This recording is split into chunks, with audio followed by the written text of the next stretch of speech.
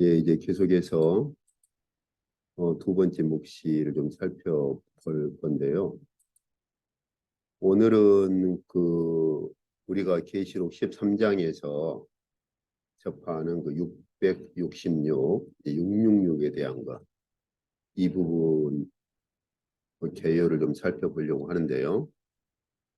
예, 그래서 666에 대한 것 첫 번째 그리고 두 번째에 걸쳐서 슬라이드를 좀 나누어서 그렇게 볼 겁니다. 예, 그리고요, 이 666에 대해서 고찰할 때 오늘날까지도 많은 경우에 그 계시록을 연구하는 학자들이 네로에 그 적용을 하는 그러한 경향들이 오늘날까지도 팽배합니다.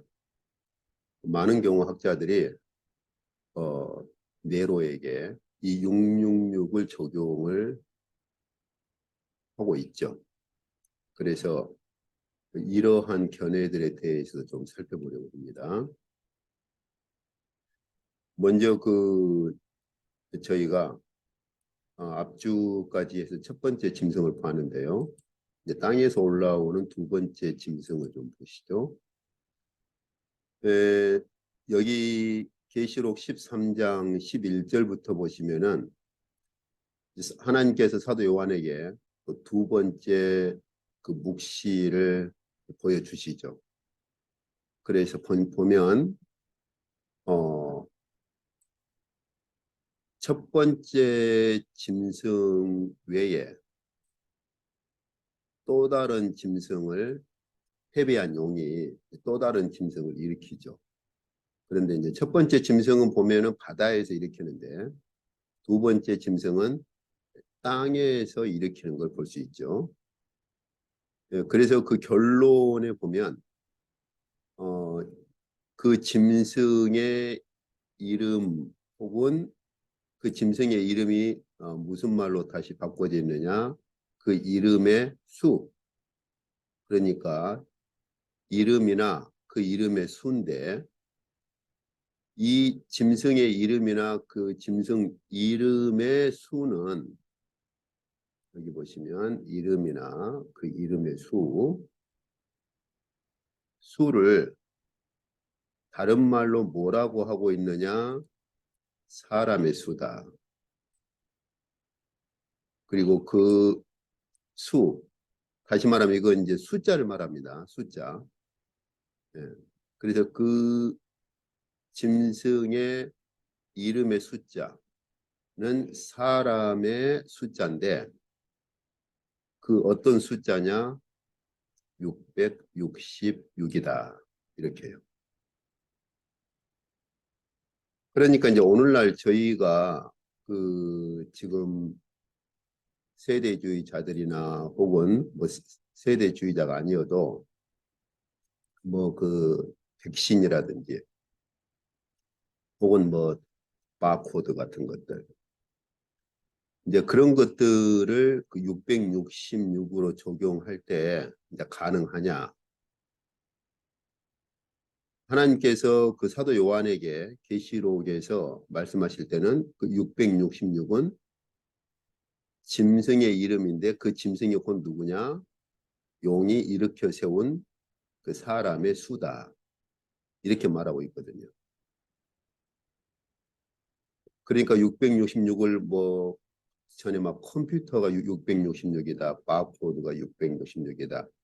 이렇게 사람이 아닌 어떤 제도나 시스템, 어떤 물건에 적용을 하는 게 가능하냐라고 할 때 좀 저희가 생각해 볼 필요가 있죠. 666은 구체적으로 짐승의 이름 혹은 사람의 수라고 하는 것이죠. 어떤 제도, 시스템, 어떤 기계에 적용될 수 있는 것이 아니라는 것이죠. 자, 그러면 저희가 이 666을 이제 어떻게 이해를 해야 할 것이냐, 이 수를 어떻게 이해를 해야 할 것이냐 하는 거죠. 자, 그러면 한번 666을 한번 좀 살펴보죠. 이 666을 이해를 하려면 우리가 그 숫자에 대한 역사를 좀 간략하게나마 이해를 해야 돼요. 우리가 지금 쓰고 있는 뭐 1, 2, 3, 4 이런 아라비아 숫자가 사실 이제 퍼져가지고 정착된 게 한 8세기 이후예요.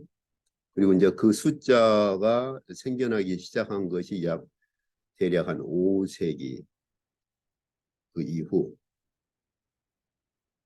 이제 물론 이게 그 아라비아 숫자를 또 이제 저쪽 동쪽 계열과 뭐 서쪽 계열 분리하고 막 복잡한데 일단 그런 건 덮어두고요. 그러니까 쉽게 말해서 이 요한계시록 쓸 당시에는 아라비아 숫자가 없었던 거죠. 그러면 오늘날 세계로 퍼져서 정착된 이 아라비아 숫자를 쓰기 전에는 숫자를 어떻게 썼을까 하는 것이죠. 이제 그걸 저희가 이해를 좀 해야 합니다. 그래서 아라비아 숫자를 쓰기 전에는 알파벳을 가지고 숫자를 썼어요. 먼저 여기 히브리어 어법을 좀 보죠. 이걸 이제 게마트리아라고 하는데 이제 히브리어 이제 모음은 없습니다만은 게마트리아 이 끝에 아가 이제 알렙이나 해가 될 수 있죠. 이제 그리스어 게마트리아라고 하는 게 이제 게오마트리아에서 온 건데 여기 보시면 이게 히브리어 첫 번째 그 알파벳이잖아요. 그죠? 그러니까 첫 번째 알파벳이니까 당연히 이걸 숫자 1로 썼던 거죠. 저희 우리나라의 그 아라비아 숫자가 정착되기 전에는 저희가 한자를 가지고 1, 2, 3, 4를 그렇게 쓴 것처럼 한자는 알파벳이 없으니까. 예. 그런데 이제 이렇게 알파벳 문자 같은 경우는 첫 번째 알파벳을 숫자로 쓸 수 있었던 거죠. 이런 식으로. 그리고 두 번째 베이트도 두 번째 알파벳이니까 2로 이렇게 알파벳을 숫자로 바꿔서 쓸 수가 있었어요.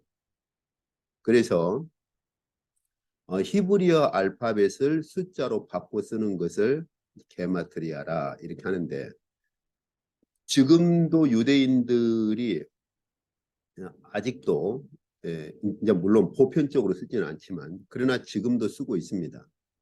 지금도 쓰고 있고 이제 카발라 그런 그 비밀 그런 그룹이라든지 그런 데서도 쓰고 있어요.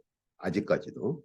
그래서 이처럼 히브리어 알파벳을 숫자로 이렇게 바꿔서 쓰는 것을 게마트리아라 이렇게 부릅니다. 이걸 게마트리아라고 이렇게 불러요. 그러면 히브리어만 그랬느냐? 그렇진 않아요. 예. 여기 보시면은 아랍어도 마찬가지입니다. 그래서 알리프 이제 히브리어 알렙에 해당하죠. 알리프를 첫 번째 알파벳이니까 1로 이렇게 그래서 바라든지 짐 이런 식으로 해가지고 그 첫 번째 알파벳은 1, 두 번째 알파벳은 2, 세 번째 알파벳은 3 이런 식으로. 그러니까 어떤 알파벳을 가지고 단어를 만들 때는 알파벳으로 단어를 만들지만 그걸로 숫자를 표현하고 싶을 때는 알파벳 순서를 따라서 그걸 가지고 숫자로 이렇게 바꿔 쓰기도 했습니다. 이제 아까 히브리어 같은 경우는 저희가 그런 히브리어 알파벳을 가지고 문자로 쓴 것을 게마트리아라 그렇게 부른다고 그랬죠. 아랍어 같은 경우는 압자드라고 이렇게 부르기도 하고 히삽 알 주말이라고 해서 이렇게 이제 부르기도 하죠. 이건 그냥 참고로 보시면 되고 이제 중요한 것은 아까 히브리어와 그리스어입니다. 그리고 이것만이 아니라 저쪽 이집트 계열, 콥틱 계열도 그렇게 썼고 아르메니아 왕국에서도 아르메니아 알파벳을 가지고 그렇게 썼어요. 그러니까 아라비아 숫자가 들어오기 전에는 대부분 알파벳을 가진 언어들은 알파벳 숫자를 이렇게 알파벳 순서를 숫자로 쓸 수가 있었고 그렇게 써 왔었던 거예요. 그래서 이런 부분에 대한 그 문서나 책들을 보면, 연구서들을 보면은 의외로 이런 형태로 썼던 언어들이 제법 많습니다. 적지가 않아요. 뭐 아랍어만이 아니라 콥티케일이라든지 저쪽 아르메니아 그쪽이라든지 그 외의 국가들, 당연히 그리스어도 그렇게 썼어요. 그래서 이 그리스어 그 문자의 순서를 가지고 숫자로 활용했던 것을 어떻게 부르느냐? 여기 아이섭세피라고 부릅니다. 근데 이제 오늘날 계시록을 집필하는 학자들 같은 경우 이걸 좀 혼용하거나 뭐 혼동한다고는 믿지 않고 이걸 막 바꿔서 혼용하는 경우가 있어요.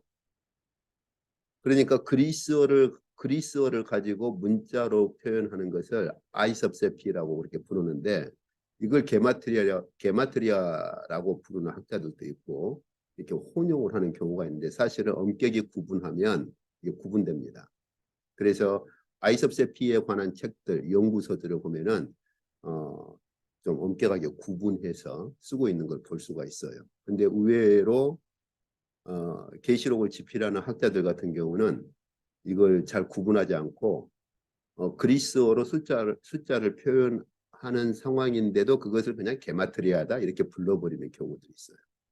근데 엄격히 구분하자면은 사실은 그건 바른 어법이 아니에요. 그래서 여기 보면은 그리스어 알파 뭐 저희가 그리스어는 익숙하잖아요. 그래서 알파 첫 번째니까 1, 베타가 두 번째니까 2. 그래서 그리스 알파가 히브리 알렙에서 온 거죠. 그 세머 히브리 문자가 페니키아 상인들을 통해서 이쪽 그리스인들에게 이렇게 전파되면서, 그러면서 이 그리스어 이 문자가 체계를 갖추죠. 이제 그 전에 아주 고대 그리스어 같은 경우는 좀 체계가 좀 다르죠. 그래서 그러다 보니까 이 알파, 베타, 뭐 감마 이런 것들이 히브리어 알렙, 베이스, 김멜 뭐 발음도 비쌀 뿐만 아니라 알파벳 순서도 거의 같습니다. 그리고 역시 첫 번째 알파니까 1, 두 번째 베타니까 2 이렇게요. 그래서 이 그리스어 문자를 가지고 숫자로 바꾸는 경우는 게마트리아라고 하지 않고 조금 엄격하게 구분하자면 아이섭세피라고 그렇게 불러야 됩니다. 그래서 저희가 어떤 그 상황, 어떤 이런 용례를 보면은 여기 그 아이섭세피라고 하는 것이 이제 그 총합이 같다라는 말인데, 여기 이소스라고 하는 것이 이제 같다라는 말이에요. 그 다음에 프세소스는 이제 페블이라 그래서 조약돌을 말하는데, 조약돌이 같다는 말은 그 당시에 그 이렇게 계산 용도로 조약돌을 이렇게 사용을 했거든요.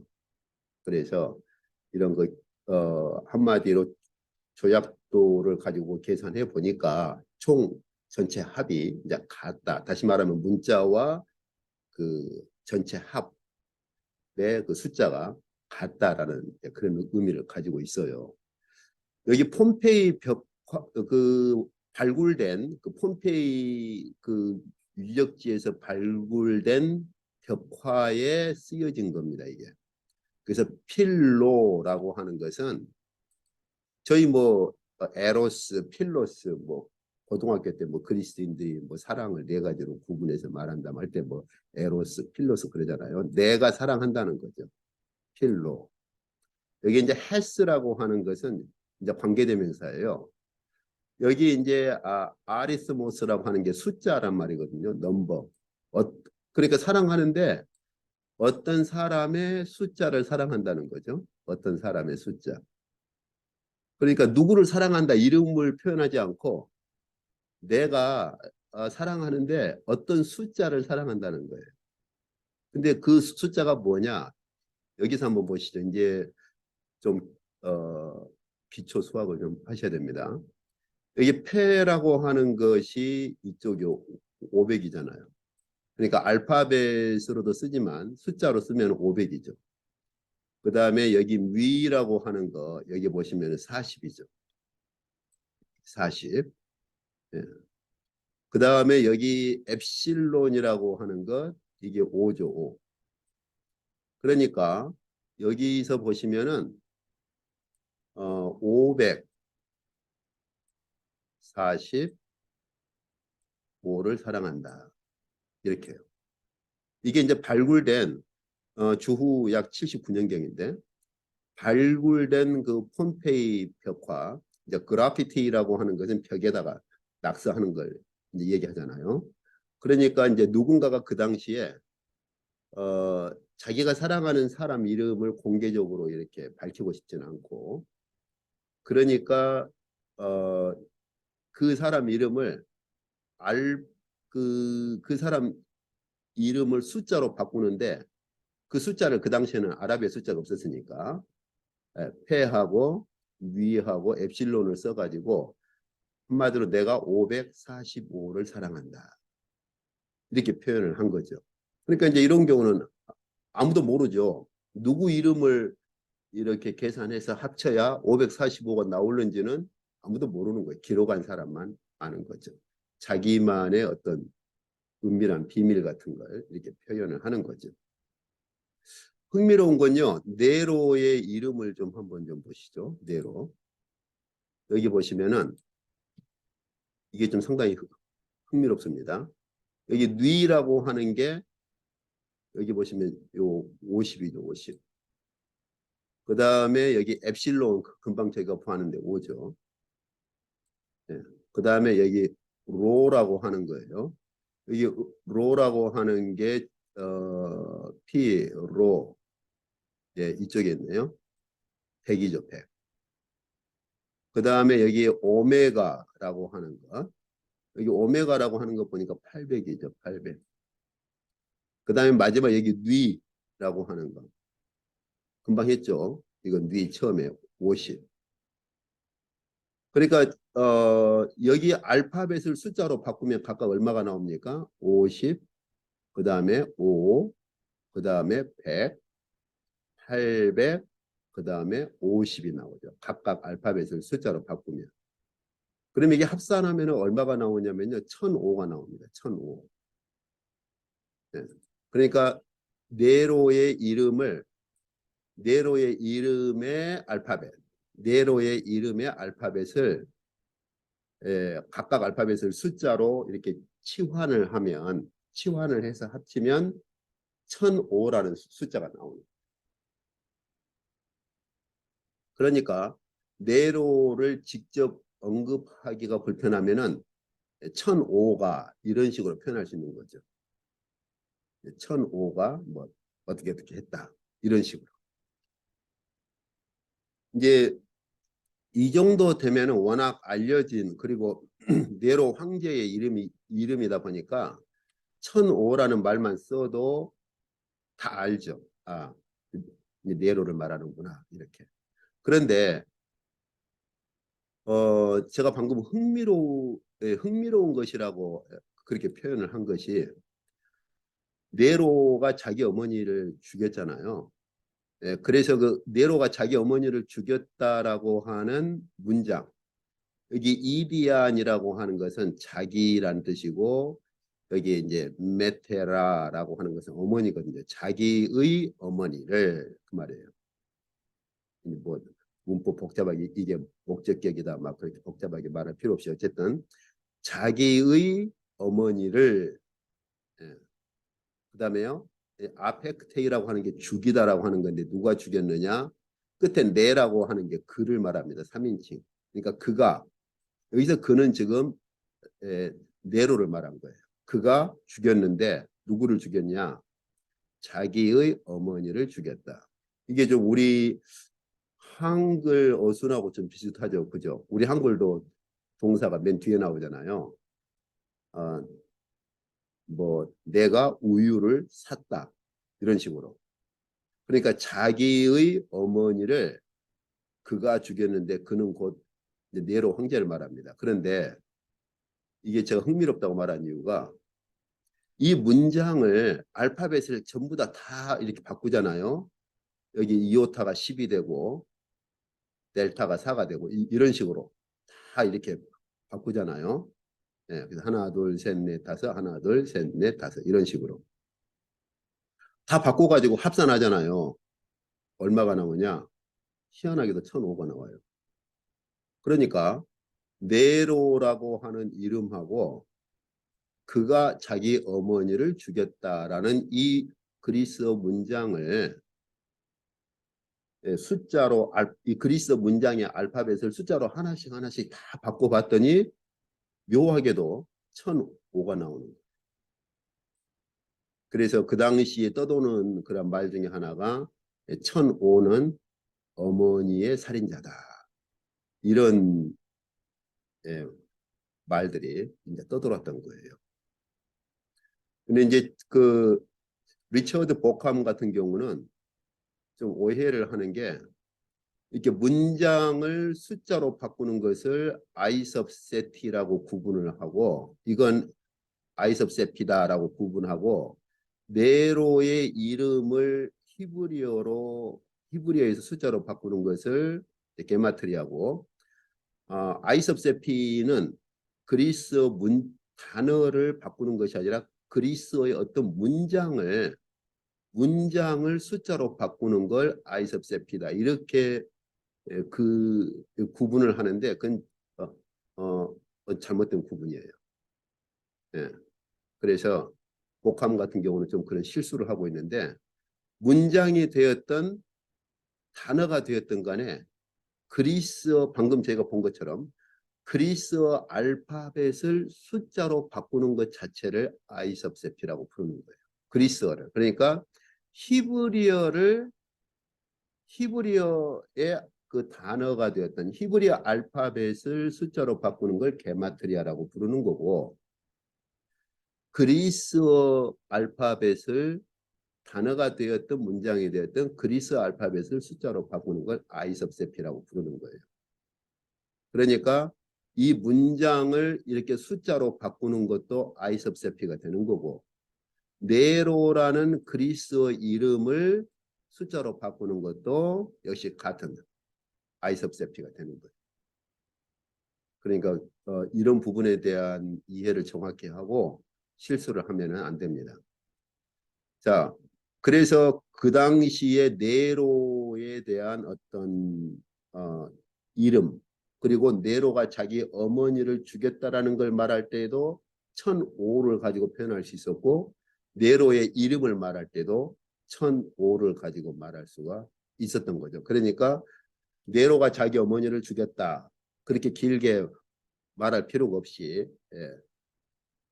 1005가 1005를 자행했다. 이렇게 표현해도 네로가 자기 어머니를 죽였다는 말이구나. 그런 의미를 가질 수가 있었거든요. 이게 워낙 그 당시에 큰 사건이다 보니까 그래서 1005가 네로의 이름을 말하기도 하고 자기 어머니를 죽였다라는 그런 의미 자체를 가질 수가 있었거든요. 그래서 좀 상당히 흥미롭죠. 이제 제가 그래서 그 한국에 있을 때 이메일 만들 때 그때 제 아이디를 좌안으로 그렇게 하면서 저도 이걸 좀 활용을 했었죠.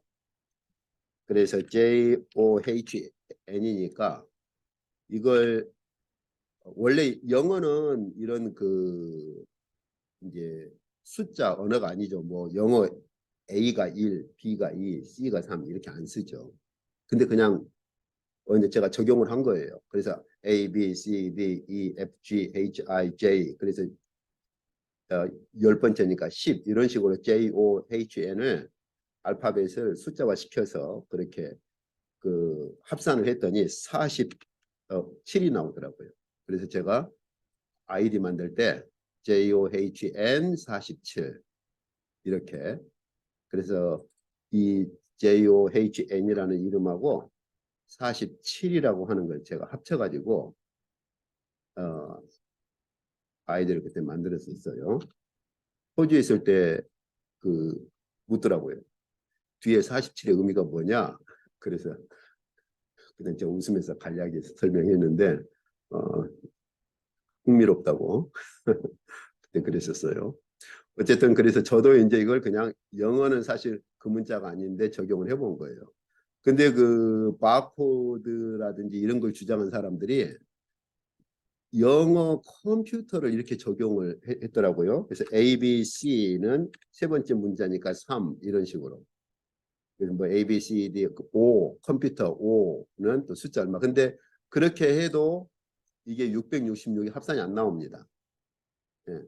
그래서 이 C를 3으로 보고 여기에 10이 각 10을 여기에다가 더했던가 그랬던 것 같아요. 그래가지고 A, B, C니까 세 번째 문자니까 3이고 더하기 뭐 10인가 했던 것 같아요. 그러니까는 이제 666이 나오는 거예요. 그래서 제가 그 말을 듣고 어이가 없어서 제가 딱 한마디만 했죠. 참 고생 많이 했다고. 그런데 이 영어는 그런 식으로 숫자로 그렇게 환산하는 영어 알파벳을 숫자로 환산하는 그런 언어가 아니라고 이제 그랬는데 어쨌든 이제 저는 그냥 아이디 만들 때 일부러 제가 의도적으로 제가 이렇게 도입을 한 거고 그래서 이 먼저 저희가 잘 알아야 될 것은 히브리어 알파벳을 숫자로 바꾸는 것을 게마트리아라고 하는 거고 그리스어 알파벳을 숫자로 바꿀 때 이것을 아이섭세피라고 그렇게 부르는 겁니다. 자, 이 배경을 저희가 잘 이해를 하고 있어야 돼요. 자, 그러면 여기 이제 여기 이게 이제 그 비석이에요. 일종의 비석.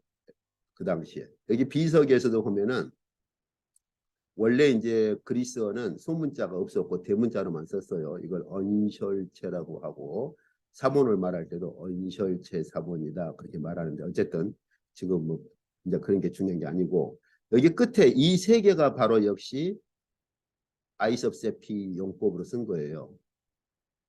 이거 세 개가. 그래서 한번 이제 시간 되시면 한번 그 계산들을 해보세요. 그래서 베타인데 여기 위에 보시면 살짝 점 같은 게 있어요. 여기 위에 이제 선명하진 않죠. 그죠? 예. 그냥 베타는 여기 2인데 여기 위에 이렇게 이제 세월이 흐르다 보니까 이게 이제 마모가 돼가지고 이런 것들이 있지, 이런 것들. 그래서 이런 것들이 있는 것은 알파가 1인데 이런 게 있으면은 천 단위로 갑니다. 예. 이런 식으로. 이제 그래가지고 여기 람다 같은 경우도 여기 람다는 아무것도 없죠. 예, 그래서 이제 람다 같은 경우 이제 30이 되고 이런 식으로. 그래서 그 이제 비석에다가도 이제 사람 이름을 이런 식으로 숫자로 바꿔가지고 표현하기도 하는 것이죠.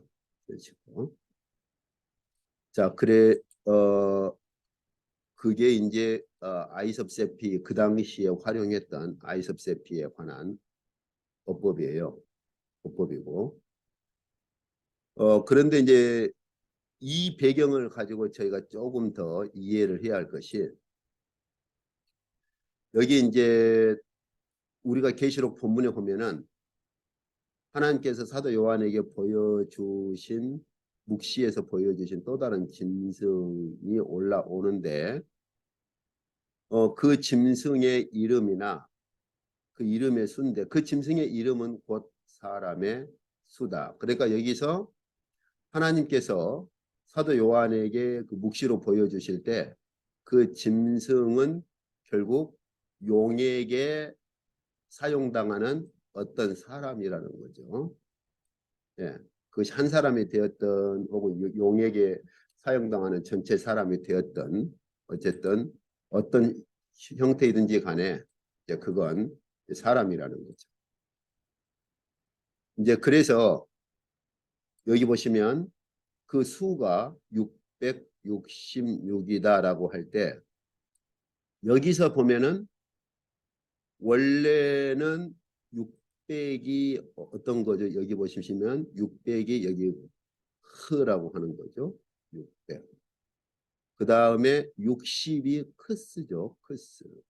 60. 그 다음에 6이 이제 시그마인데 여기. 그런데 사도 요한이 그 하나님으로부터 짐승의 수, 사람의 수가 666이다라는 묵시를 이렇게 보고 들은 다음에 여기 정확하게는 사도 요한이 이 666이라는 숫자를 본 것이 아니라 내가 들으니 이렇게 나옵니다. 이제 다음 주에 이제 본문 세부적으로 들어갈 때 보시죠. 사도 요한이 그 묵시를 볼 때 그 음성을 들어요. 이 짐승 혹은 용에게 사용당하는 이 짐승은 곧 사람이고 그 사람 그 사람의 이름을 수로 환산하면 666이다 이런 음성을 듣죠. 근데 사도 요한이 기록할 때 원래 666이라고 하면 이 세 가지 알파벳을 가지고 쓰면 666이 될 수 있겠죠. 그러죠. 근데 사도 요한은 이런 아이섭세피 용법을 쓰지 않고 바로 그냥 숫자 그러니까 저희가 가령 한자로 1, 2 이렇게 표현할 수도 있지만 어 뭐야 그런 한자식 표현 말고 숫자 자체를 우리가 말을 할 수도 있죠. 뭐 24, 뭐 이런 식으로. 그러니까 사도 요한이 계시록에서 기록할 때 사실 이것은 아이섭세피 다시 말해서 그 사람의 이름을 숫자로 환산하는 숫자로 바꾼 그 숫자를 쓰지 않고 그냥 숫자 이름 자체를 쓰고 있어요. 이렇게 X라고 하는 게 6이거든요.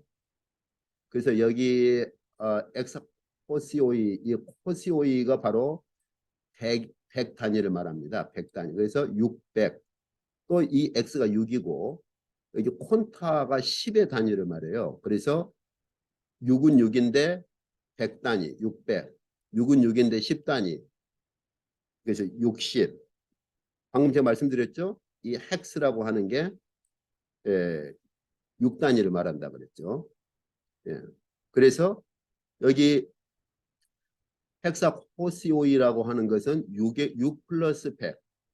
그 다음에 헥세콘타라고 하는 것은 6 플러스 10. 헥스라고 하는 건 6. 그래서 이런 식으로 아이섭세피를 쓰지 않고 그냥 숫자 자체를 그냥 666이라는 숫자 자체를 표현을 하고 있어요. 이렇게.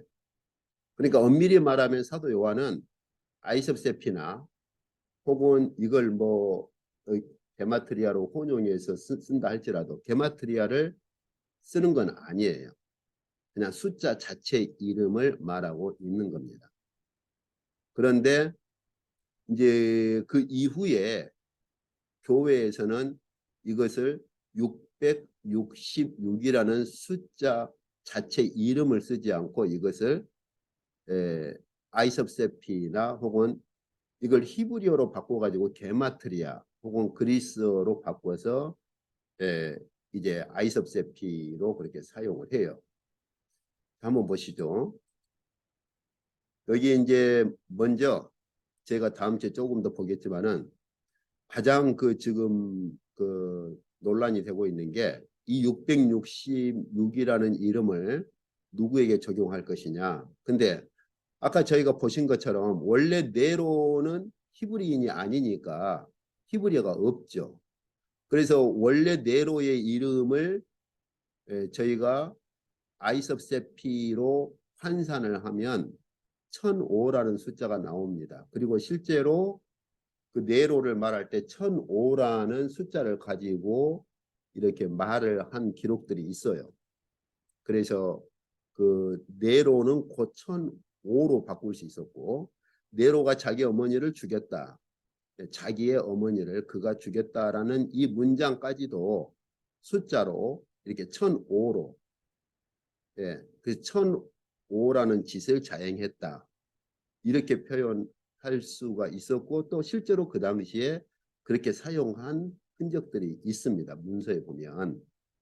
그런데 교회 같은 경우는 이제 교회에서 이 666이 누구일까를 그렇게 적용을 하려고 할 때 네로에게 적용을 시도를 했어요. 왜 그러냐면 그만큼 그 당시 네로 때 핍박이 가장 심했고 네로 이후로 핍박이 지속됐거든요.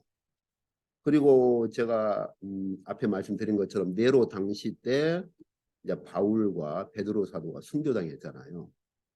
그러다 보니까 이 짐승을 네로에게 적용하고자 하는 열망이 강했습니다.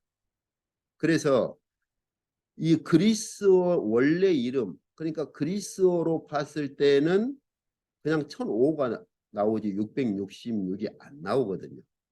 그러니까 어떻게 했느냐?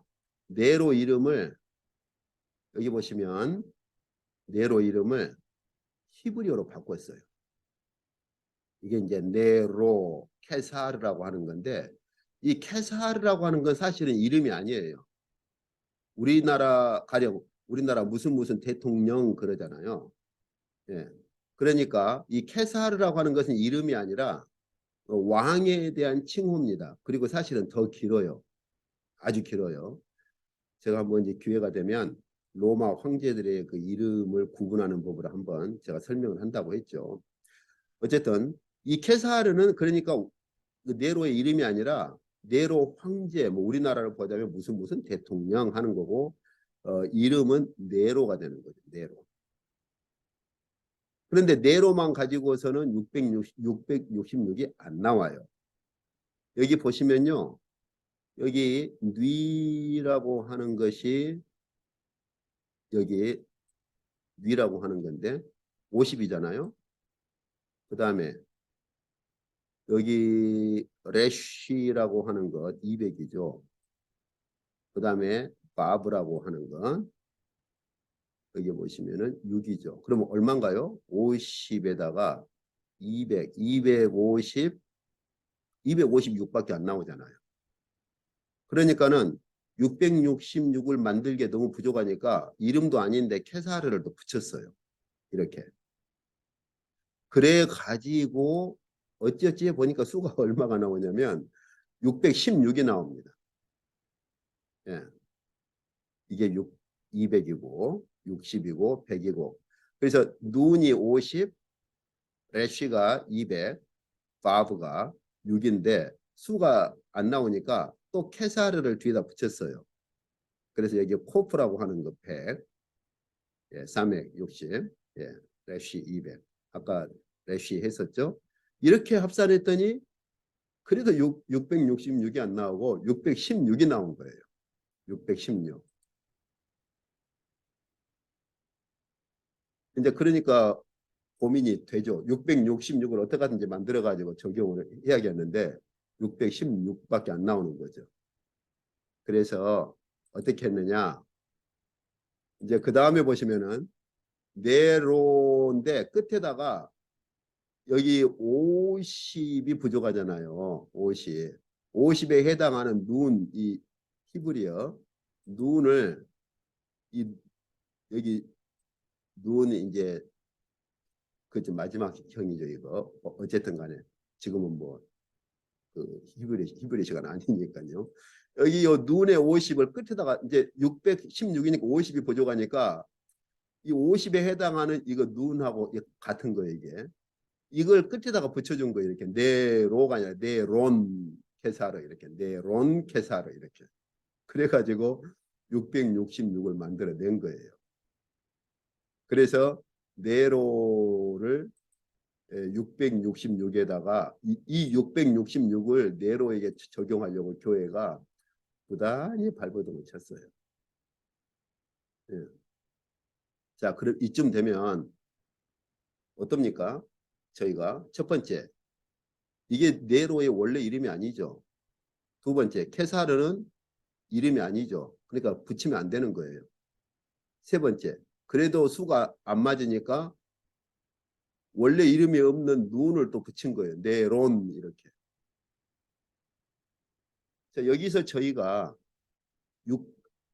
그러니까 원래 순수 네로의 이름만 가지고 한다면 여기 네로까지죠. 얼마가 나옵니까?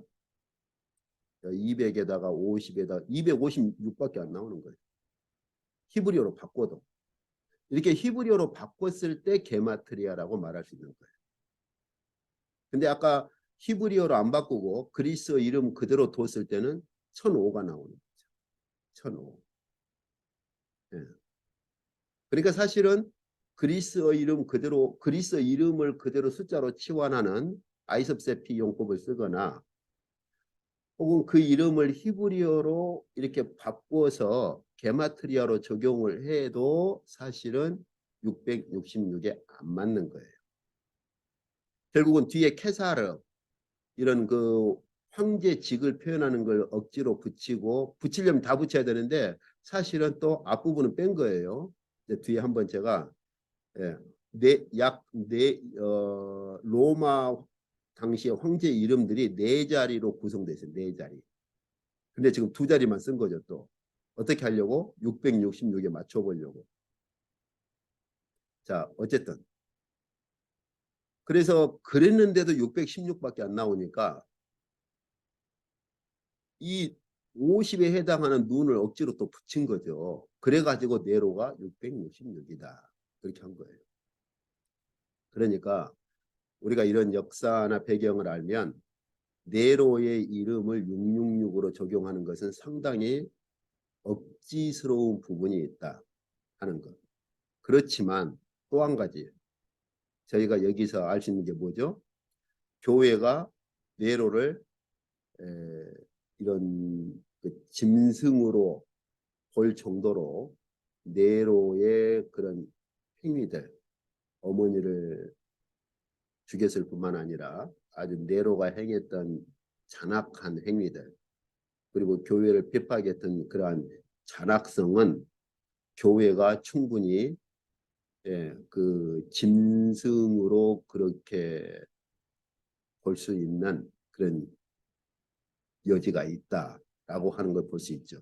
그러니까 교회가 차라리 이거 숫자를 굳이 네로의 이름을 막 히브리어로 바꾸면서 게마트리아로 바꾸면서까지 막 적용을 차라리 않더라도 네로의 행위 자체는 짐승과 같은 행위다라고 말을 했으면 더 좋았을 건데 너무 이렇게 억지스럽게 했는데 근데 이제 문제는 오늘날 계시록을 연구하는 학자들이 이런 부분에 대한 문제의식도 없이 여전히 오늘날도 666을 네로에게 적용하는 학자들이 의외로 많습니다. 복함도 마찬가지고요. 그런데 이제 그레고리 밀 같은 경우는 이제 그래서 이런 것에 반대를 하죠. 네로를 666으로 볼 만한 근거가 없다라고 반대는 하지만 의외로 계시록 연구에 있어서 이렇게 상당히 깊이 있는 연구를 하고 있는 학자들이 의외로 많은 경우가 다수가 이 666을 네로로 그렇게 보려고 하는 그러한 시각들이 있고 또 그런 이론을 견지하고 있어요. 아직까지.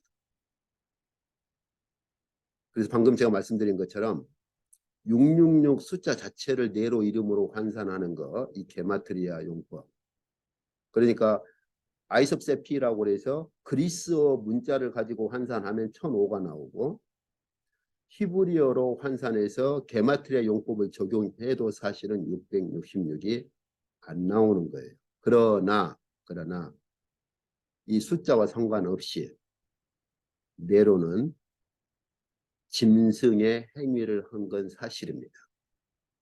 그래서 숫자에 얽매이지 말고 네로가 자행했던 그런 아주 잔악성, 네로가 아주 자행했던 그러한 행위들은 충분히 짐승의 행위와 다를 바 없다라고 저희는 말할 수가 있겠죠. 그래서 어떤 그 사본들은 말이죠. 여기 666을 616으로 바꾸어 버리기까지 합니다. 왜냐하면 눈은 누가 봐도 억지스럽거든요. 억지로 갖다 붙인 거거든요. 자연스러운 그 네로 이름을 히브리어로 환산했을 때 자연스러운 이름은 여기 눈이 없는 네로 이게 오 발음 나니까요. 네로가 되지. 이건 네론이죠. 론. 여기 엔 발음 나니까. 그래서 그 여기 이게 이제 또 사본에 대해서 설명하는 시간이 또 한참 세니까요. 자, 여기 사본 중에 여기 부분을 한번 좀 보시죠. 여기 크하고 여기 크가 여기 보시면 600에 해당하죠. 여기 600.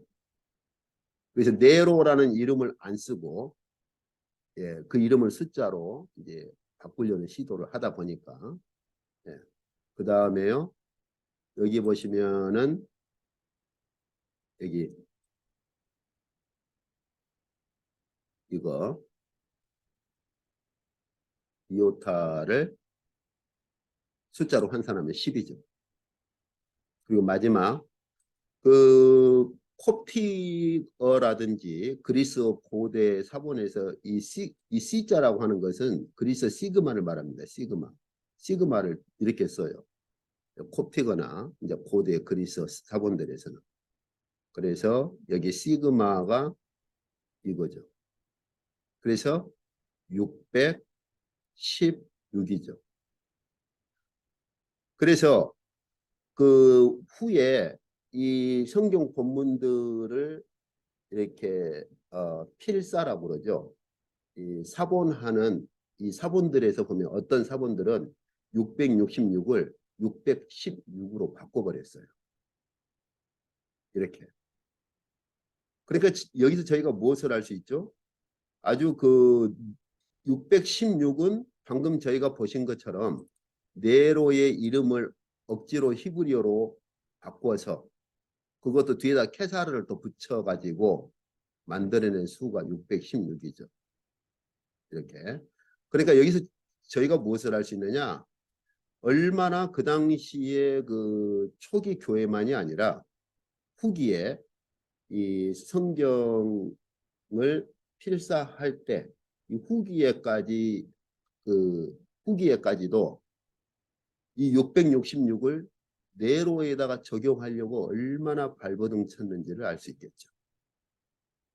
그만큼 네로를 그 짐승으로 그렇게 이해를 한 것입니다. 방금 제가 말씀드린 것처럼 이러한 숫자가 맞고 틀리고를 벗어나서 네로가 거의 짐승과 같은 짓을 자행한 건 사실이죠. 그래서 이 숫자에 얽매이지 말고 저희는 네로를 짐승으로 적용하는 데는 전혀 어려움이나 부담이 없습니다. 자, 이제 그래서 이러한 시도는 후기에까지도 이게 이제 그 아타나시오스 키르케라고 이게 이제 예수회 그 신부가 기록한 문서인데 그러니까 다시 말해서 후기까지도 이러한 그 히브리어를 숫자로 바꾸는 걸 제가 게마트리아라고 그랬고 그리스어 알파벳을 숫자로 바꾸는 것을 아이섭세피라고 했잖아요. 이러한 용법들을 가지고 부단히 이렇게 노력을 한 흔적들을 볼 수 있죠. 그래서 예수스라고 하는 건데 이 예수스라는 이름을 각각 이 알파벳을 숫자로 바꾸면 얼마가 나오느냐? 888이 나옵니다. 이렇게. 이제 앞에 제가 샘플을 보여드렸으니까 한번 시간 되시면은 적용들을 해보세요. 그래서 여기 아까 저희가 그 보았었죠. 이오타가 10이었었죠. 이오타가 10이었었죠. 여기 이오타. 그리스. 여기 10이잖아요. 이런 식으로. 그래서 10 그리고 이건 8 여기 8 이런 식으로 해보시면 888이 나오고요. 이제 그래서 이제 크리스티 노멘, 이 노멘이라고 하는 건 이제 라틴어 이름인데 그리스도의 이름, 여기 이가 바로 이제 소유격이에요. 그리스도의 이름, 그리스도의 이름을 아이섭세피 용법으로 숫자로 바꾸었더니 888이 나오더라. 그러면 666이 누구겠느냐? 그래서 몇 사람 이름들을 가져와 가지고 일일이 계산을 한 거예요. 그랬더니 이 사람도 666이고 이 사람도 666이고 쭉 나오는 거죠. 이렇게. 또 히브리어를 가지고 이렇게 게마트리아 용법으로 또 숫자로 이렇게 바꿔보는 시도를 한 겁니다. 이제 여기서 제가 무엇을 할 수 있느냐? 이런 용법들이 후기까지도 중세 시대에 이르기까지도 이런 용법들이 사용되었다 하는 것을 볼 수가 있겠죠. 자, 그래서 저희가 이제 오늘 함께 이제 보신 것은 이런 그 계시록 13장을 첫째 이해를 할 때 먼저는 선명하게 정확히 알아야 될 것이 게마트리아라는 그러한 용법이 있고 아이섭세피라는 용법이 있다. 그래서 히브리어 문자를 숫자로 바꾸는 것을 게마트리아라고 말을 하고 그리스어를 숫자로 바꾸는 것을 아이섭세피라고 그렇게 말을 한다는 것이죠. 이제 그리고 이제 그 다른 나라 언어들 같은 경우 또 각자 이름들을 이렇게 붙이기도 합니다. 그렇게. 자, 그런데 저희가 이제 오늘 그 계시록을 보니까 하나님께서 그 둘째 짐승을 그렇게 둘째 짐승에 대한 묵시를 보여주시면서 그 둘째 짐승의 이름을 알파벳으로 이렇게 바꿔서 환산하면 666이다. 이렇게. 그런데 한 가지 저희가 생각을 할 게 그리스어를 숫자로 환산을 했을 때 666이라는 건지 아니면 히브리어 이름을 숫자로 환산했을 때 666이라든지 이런 것들을 하나님께서 말씀을 안 하시는 거예요. 왜 그러느냐? 방금 제가 보여드린 것처럼 벽화에다가 나는 545를 사랑한다 이렇게 낙서를 할 때는 그것을 드러내기 위해서가 아니죠. 은밀하게 감추기 위해서죠. 물론 풍자하기 위해서 방금 네로를 풍자하기 위해서 네로를 아이섭세피 그리스어 알파벳을 숫자로 바꿨을 때 1005가 나오니까 1005가 그런 짓을 자행했다 혹은 그가 자기 어머니를 죽였다라는 문장도 숫자로 알파벳을 각 알파벳을 숫자로 바꿔보니까 1005가 나오는 거예요. 참 공교롭죠. 그죠? 예, 어쨌든 1005가 1005의 짓을 자행한 겁니다. 이렇게 이제 물론 어떤 걸 풍자하거나 그럴 때도 사실은 풍자할 때까지도 은밀하게 비밀스럽게 말을 하려고 하는 것이죠. 다 알더라도 사실은. 그렇잖아요. 예. 그래서 네로라는 이름을 공개적으로 쓰지 않고 1005라는 이름으로 그렇게. 그래서 첫 번째 이런 아이섭세피가 되었던 게마트리아가 되었던 이런 어법을 왜 쓰느냐? 쓰는 사람이 그것을 감추려고 하는 거예요. 은밀하게. 하나님께서 적그리스도 다시 말하면 짐승의 이름을 666으로 이렇게 말씀하신 것은 이것을 드러내기 위한 것이 아니고 감추려고 하신 거예요. 그래서 이제 다음 주에 보겠지만 지혜 있는 자는 세어보라 이런 말씀을 하시는 건데 그 지혜라고 하는 것이 감추어진 비밀과 관계가 있는 겁니다. 어쨌든 그건 다음 주에 보시고 그래서 오늘 저희가 보신 것처럼 이 666을 누구의 이름을 환산했을 때 666이 나오겠느냐 뭐 교황 이름을 가져오기도 하고 하여튼 굉장히 그 오랜 역사 기간 동안에 이 666 누구의 이름을 바꿨을 때 666이 나올까 여기에 굉장히 몰두했어요. 그런데 이제 다음 주에 저희가 조금 더 한 걸음 더 이제 들어가서 보겠습니다만은 누구의 이름을 숫자로 바꿀 것이냐에 집착할 것이 아니고 그 두 번째 짐승이 자행하는 행위가 무엇이냐를 봐야 됩니다. 그래서 두 번째 짐승이 자행하는 행위에 해당되면 그는 종말의 이말, 그러한 두 번째 짐승의 그 선취가 된다. 거기에 해당하는 자다. 이렇게 말할 수가 있겠죠. 그런 점에서 네로는 666이라는 숫자와 맞든 안 맞든 상관없이 네로는 종말의 이 말 두 번째 짐승의 선취다라고 저희는 말할 수 있죠. 왜냐하면 네로가 자행한 것들이 바로 계시록에 나타난 두 번째 짐승이 자행하는 그런 악한 행위와 상응하기 때문에. 그래서 숫자에 집착하지 말고 두 번째 짐승의 특성이나 두 번째 짐승이 행하는 행위가 무엇이냐, 이걸 저희가 정확히 알고 이것을 볼 수 있어야 됩니다.